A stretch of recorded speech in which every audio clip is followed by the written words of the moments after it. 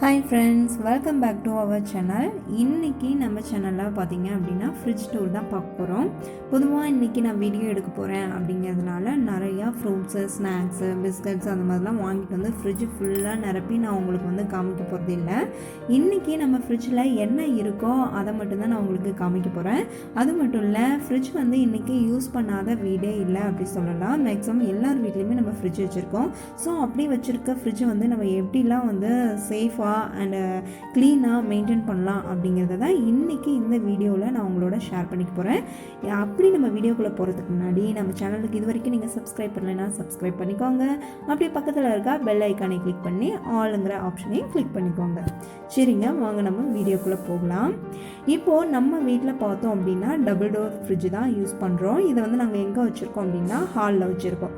ஏன் ஹாலில் வச்சுருக்கோம் அப்படின்னா, பொதுவாக எங்கள் கிச்சன் வந்து ரொம்ப சின்னது, அதனால அங்கே இடம் இல்லை, அதனால ஹாலில் வச்சுருக்கோம். இன்னொரு மெயின் ரீசன் என்ன அப்படின்னா, ஃப்ரிட்ஜ் இருக்கிற இடத்துல கொஞ்சம் காற்றோட்டமாக இருக்கணும். அது இல்லாத இந்த மாதிரி நாங்கள் செவருக்கும் ஃப்ரிட்ஜுக்கும் நடுவில் பார்த்திங்க அப்படின்னா இந்த அளவுக்கு கேப் விட்டு வைக்கணும்.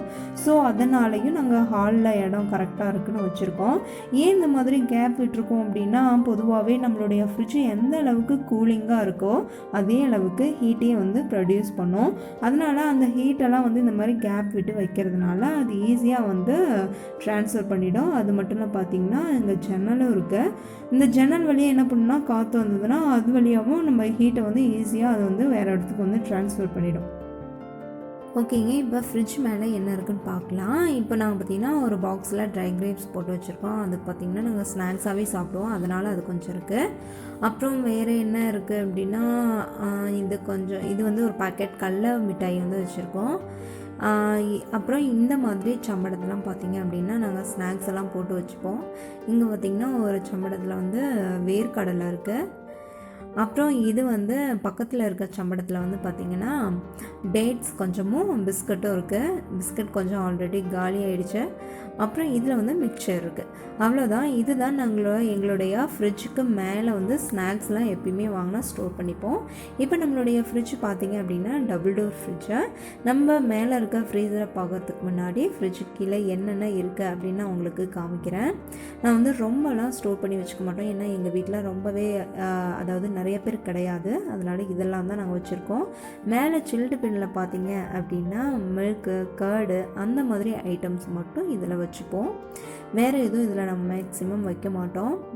அதுக்கப்புறம் கீழே பார்த்திங்க அப்படின்னா இந்த மாதிரி பாக்ஸில் நிறைய அந்த மாதிரி ஃபுட் ஐட்டம்ஸ், அதாவது பச்சை மிளகாய், அந்த மாதிரி உணவுப் பொருளுக்கு என்னென்ன தேவையோ அந்த மாதிரி ஐட்டம்ஸ்லாம் வச்சுருப்போம். இதெல்லாம் நான் உங்களுக்கு ஓப்பன் பண்ணி காமிக்கிறதுக்கு முன்னாடி நம்மளுடைய ஃப்ரிட்ஜை வந்து எப்படி க்ளீனாக வந்து வச்சுக்கலாம் அப்படிங்கிறத நான் முன்னாடி சொல்லிடுறேன்.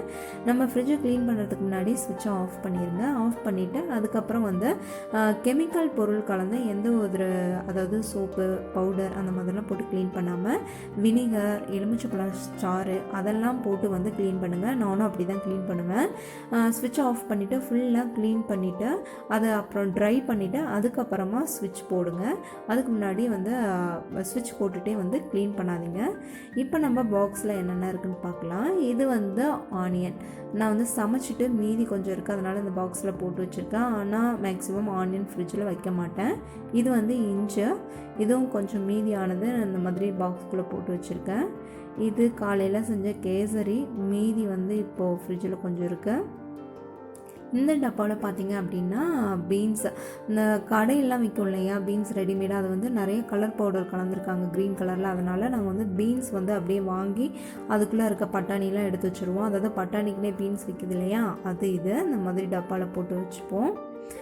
அதுக்கப்புறம் பார்த்திங்க அப்படின்னா இந்த பாக்ஸில் என்ன இருக்குது அப்படின்னா ஸ்வீட்ஸ் இருக்குது. நாங்கள் வந்து எல்லாமே ஸ்வீட்டெல்லாம் கொஞ்சம் ஆர்டர் பண்ணி வாங்கினது சாக்லேட்டோட, அது மேலே ஃப்ரீசர் இருக்குது, அதுவும் உங்களுக்கு நான் காமிக்கிறேன். இதில் வந்து கருவேப்பிலை இந்த மாதிரி டப்பாவில் வந்து நாங்கள் உருவி போட்டு வச்சுப்போம். இது வந்து 1 வீக் வரைக்குமே நல்லா இருக்கும். இந்த மாதிரி பாக்ஸில் போட்டு வச்சுக்கோங்க. முடிஞ்சால் டிஷ்யூ வந்து அது மேலே கீழே வச்சுக்கிட்டிங்கன்னா இன்னும் பெஸ்ட்டு. இது வந்து இஞ்சி. நாங்கள் இஞ்சி பூண்டு பேஸ்ட்டும் வந்து மேக்ஸிமம் வந்து அரைச்சி வச்சுப்போம். இந்த மாதிரி இஞ்சாவும் டப்பாவில் வச்சுப்போம். இஞ்சி வந்து டீ போடுறதுக்கு அந்த மாதிரிலாம் யூஸ் ஆகும், அதனால் அதில் இருக்கும். இஞ்சி பூண்டு பேஸ்ட்டு எப்பயுமே நாங்கள் அரைச்சி வச்சுருப்போம், அதுவுமே இருக்கும்.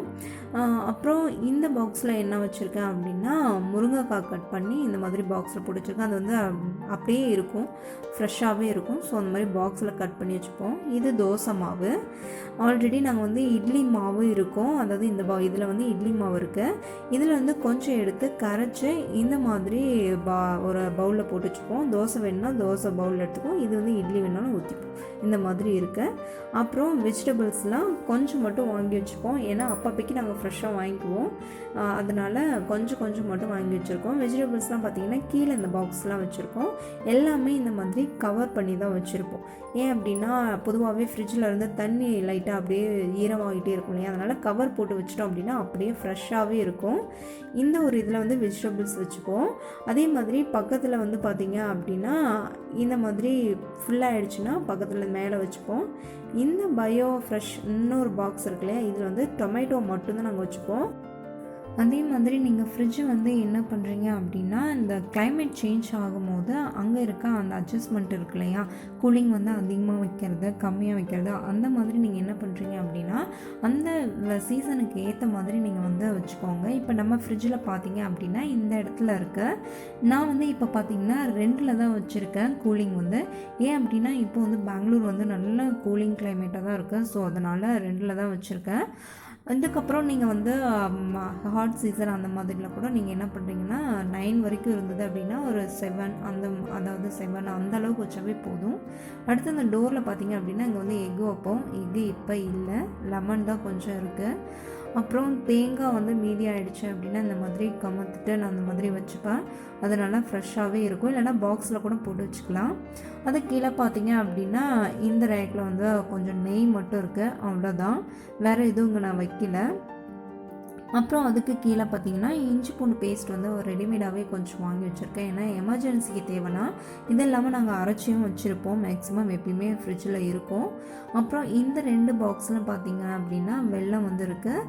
ஒன்று வந்து மண்டை வெல்லம், இன்னொன்று வந்து கருப்பட்டி வெல்லம், அவ்வளோதான். இதுவும் வந்து மேக்ஸிமம் நாங்கள் வந்து வெளியே வைக்கிறதில்ல, ஃப்ரிட்ஜில் வச்சுக்கோம், ஏன்னா எறும்பு வந்து சாப்பிட்றது. அதனால் கீழே பார்த்தீங்க அப்படின்னா கூல்ட்ரிங்க்ஸ் பாட்டில் 2, மேக்ஸிமம் நாங்கள் வந்து கூல்ட்ரிங்க்ஸும் யூஸ் பண்ண மாட்டோம், அதனால் 2 தான் இருக்குது. அப்புறம் ஐஸ் வாட்டர் கொஞ்சம் இருக்குது. ஐஸ் வாட்டர் எதுக்கு அப்படின்னா மாவாடுறதுக்கு மட்டும்தான் இப்போதைக்கு யூஸ் பண்ணுறோம், ஏன்னா இப்போ கிளைமேட் ரொம்ப சில்லுன்னு இருக்கிறதுனால ஜூஸ் இப்போதைக்கு போடுறதில்ல, அதனால் இதெல்லாம் வச்சுருக்கோம்.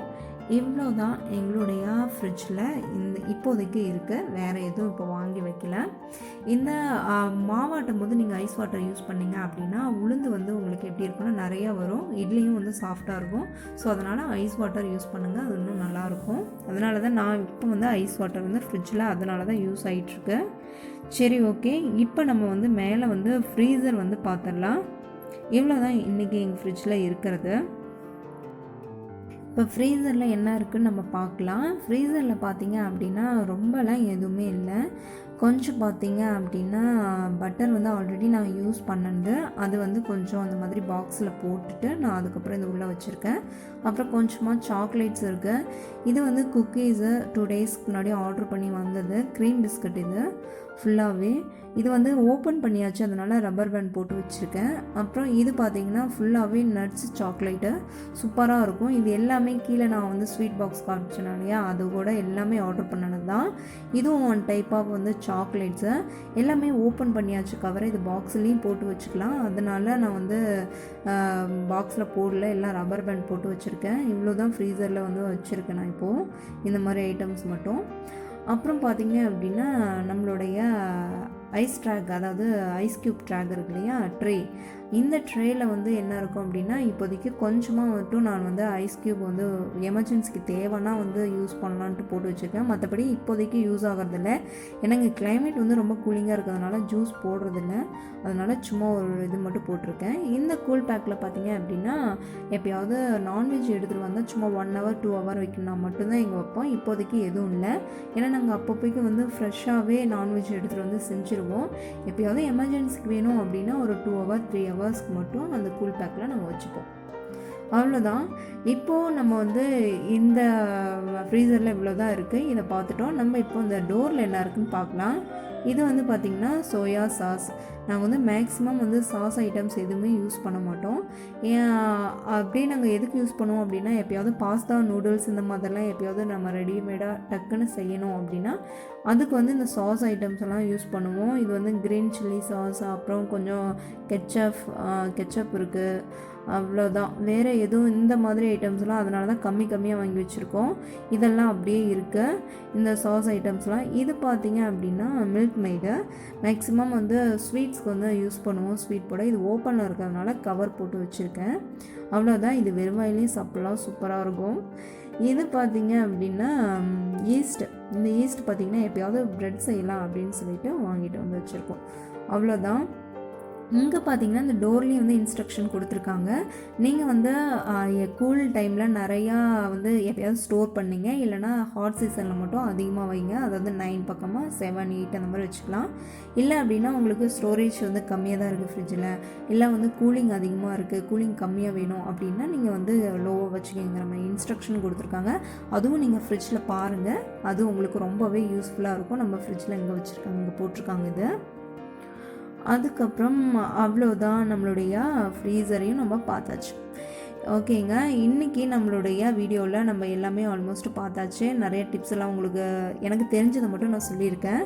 உங்களுக்கு வந்து இந்த வீடியோ பிடிச்சிருந்தது அப்படின்னா ஷேர் பண்ணுங்கள், லைக் பண்ணுங்கள், அண்ட் நம்ம சேனலுக்கு மறக்காமல் சப்ஸ்கிரைப் பண்ணிவிடுங்க. இன்னொரு சூப்பரான வீடியோஸோடு நம்ம மீட் பண்ணலாம். Thank you friends.